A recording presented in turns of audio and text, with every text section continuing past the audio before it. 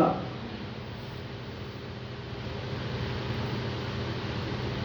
తంతులతోను సర్వమండలంతోను గాంభీర్యంతోని లాగా నన్ను ఆరాధించాలన్నా అంటే గ్రహించాలి దాన్ని. ప్రైజ్ లార్డ్, హల్లెలూయా. ఒక వారం ఎట్లుంది, ఇంకో వారం అట్లుంది, ఇంకో వారం అట్లున్నావు అంటే నువ్వు అవివేకి, నువ్వు పశుప్రాయుడు.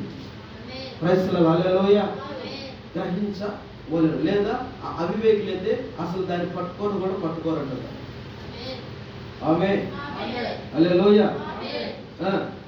5వ వచనం, యెహోవా నీ కార్యములు ఎంతో గొప్పవి, నీ ఆలోచనలు అతి గాంభీర్యములు.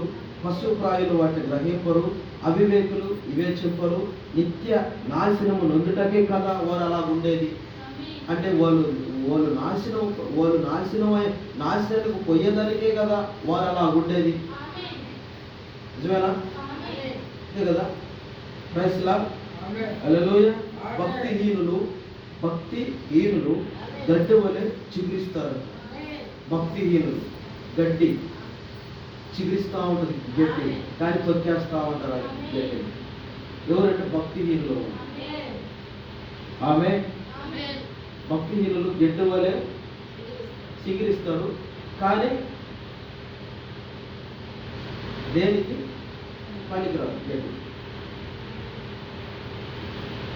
చెడు పనులు చేయవారందరూ పుష్పిస్తూ ఉంటారు. చెడు పనులు చేసే వాళ్ళంతా అంటే మలస్తూ ఉంటారు. ఇప్పుడు చూడండి, ఈ లోకంలో చాలా రకరకాల అవి ఉన్నాయి. ఏంటి? పుష్పాలు ఉన్నాయి, పువ్వులు. అన్నీ ఎందుకు పెట్టుకోరు? అన్నీ ఎందుకు ఇష్టపడరు?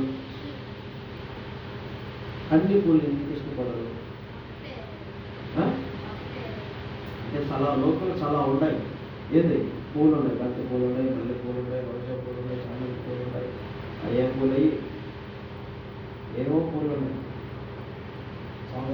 సముద్రం చెట్టు కూడా కాసులు పువ్వు, కంతం చెట్టు కూడా కాసులు పువ్వు. ప్రతి వృక్షానికి పువ్వు కాస్తుంది. మరి ఈ పూలన్నీ బంతి పువ్వుని ఇష్టపడినట్టు, మల్లె పువ్వుని ఇష్టపడినట్టు, రోజా పువ్వుని ఇష్టపడినట్టు, ప్రైజ్ లార్డ్, చామంతి పుష్పాన్ని ఇష్టపడినట్టు కొన్ని పుష్పాలు ఎందుకు ఇష్టపడరు? అవి పనికిరాదు. అలాగే పుష్పించే వాళ్ళు కూడా పనికి రాకుండా ఉంటారంట దేవుడికి. అర్థమవుతుంది కదా? మందిరానికే వస్తూ ఉంటారు కానీ దేవుడికి పనికిరారంట. ప్రైజ్ లార్డ్, నువ్వు మందిరానికి వస్తే దేవుడికి పనికి వచ్చేట్టుకుంటేనే రావాలి. నువ్వు ఆయనకు పనికి రాకుండా ఉండేదానికైతే రావలేదంటారు. ఇప్పుడు చూడు, లోకంలో ఎన్ని పుష్పాలు వస్తున్నాయో, మనకు పనికి వచ్చేకే కదా మనం వాడుకుంటాం. ఆమె పనికి రాజండి వాడుకుంటావా? వస్తాం అంతే కానీ దాని దగ్గర కూడా నీకే ఆ పనికిరాని పుష్పం ఇష్టం లేకపోతే మరి దేవుడికి ఎలా ఇష్టం అవుతుంది? ప్రైజ్ లార్డ్, హల్లెలూయా. చెప్పించండి. వాక్యం అంతా కొద్దిగా ఉంటుంది, మీకు అందరికీ తెలుసు. నా గురించి బాగా ఎందుకు ప్రభా ఈ చెప్పిన వాక్యాలు ఒకటి కానీ తప్పదు. హల్లెలూయా, తప్పదండి. అది నా బాధ్యత. చెప్పకపోతే నాకు శాపం, చెప్పితే నువ్వేమో అనుకుంటావేమో నాకు ఒక భయం. ఆమె మధ్యలో నీ మధ్యన దేవుడి మధ్య నలిగిపోతున్నది నేనే.